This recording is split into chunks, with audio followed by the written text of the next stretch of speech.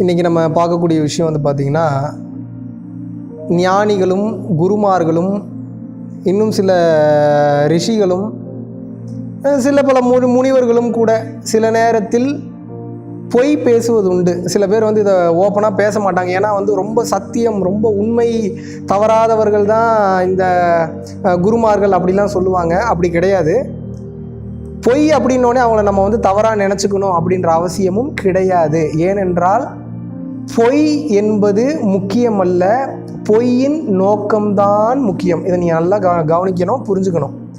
இது உங்களுக்கு புரிஞ்சுக்கிற மாதிரி நான் சொல்லணும் அப்படின்னா, ஒரு எக்ஸாம்பிளோட சொல்கிறேன். ஒரு கேன்சர் பேஷண்ட் ஒருத்தன் இருக்கான். அவனுக்கு வந்து இப்போ உயிர் போகக்கூடிய நிலைமை.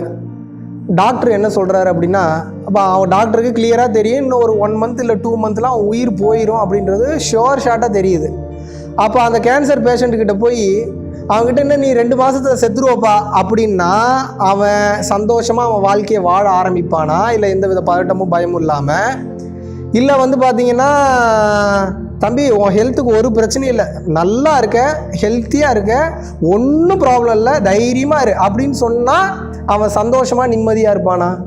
நிச்சயமாக அந்த நேரத்தில் அவனுக்கு தேவைப்படக்கூடியது அந்த பொய் தான். ஏன்னா பல மனிதர்களுக்கு இன்றைக்கி வந்து அந்த பக்குவம் கிடையாது.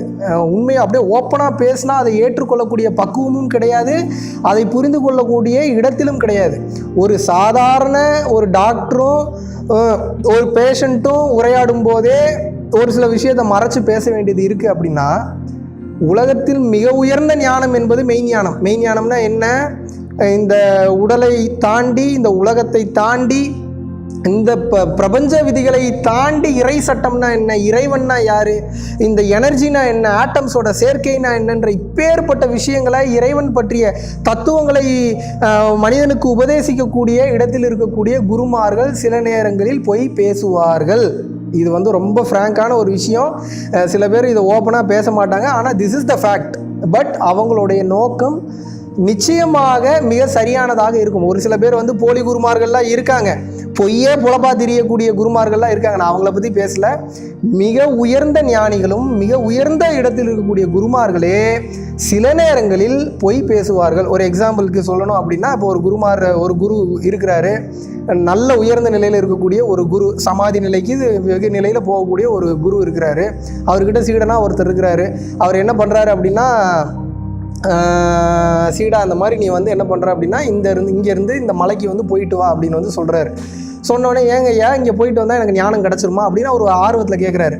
நீ போயிட்டு வா, ஞானம் கிடைக்கும் அப்படின்னு வந்து இவர் சொல்கிறாருன்னு வச்சுப்போம். போயிட்டு வந்த உடனே ஞானம் கிடைக்கும் அப்படின்றதுக்காக அவர் அந்த பொய்யை சொல்லவில்லை. அந்த இடத்துக்கு அவன் போயிட்டு வரும்போது ஒரு அனுபவத்தோடு வந்திருப்பான். அப்போ ஞானத்தை தாண்டின ஒரு விஷயம் அவனுக்கு அங்கே கிடச்சிருக்கும். அந்த ஒரு அனுபவம், அந்த ஒரு எக்ஸ்பீரியன்ஸ் அவனுக்கு ஞானத்திற்கு வழிவகுக்கும். அப்போ அவர் சொன்னது பொய்யா? அந்த வார்த்தை தான் பொய். ஆனால் அந்த வார்த்தையினுடைய நோக்கம் மிகவும் புனிதமானது, மிகவும் ஆழமானது. ஸோ எப்பயுமே பொய் என்பது முக்கியமல்ல, பொய்யின் நோக்கம்தான் முக்கியமானது, மிகவும் அவசியமானது. ஸோ நல்ல விஷயங்களுக்காக சொல்லக்கூடிய பொய் கூட நன்மையே, பொய் கூட உண்மையே. அதனால் பொய் என்று வார்த்தையை மட்டும் கண்டு அதை அவமானப்படுத்தி, கஷ்டப்படுத்தி, காயப்படுத்தி விடக்கூடாது. அப்படிப்பட்ட மனிதர்களையும் நம்ம ரொம்ப வந்து தாழ்ந்து நினைத்து விடக்கூடாது. பொய்யின் பின்னால் இருக்கக்கூடிய அர்த்தத்தை உணர்வது மட்டும்தான் புத்திசாலிகளினுடைய, ஞானிகளினுடைய, சாதாரண மனிதர்களுடைய மிகவும் தேவைப்படக்கூடிய ஒரு விஷயமாக இருக்க வேண்டும்.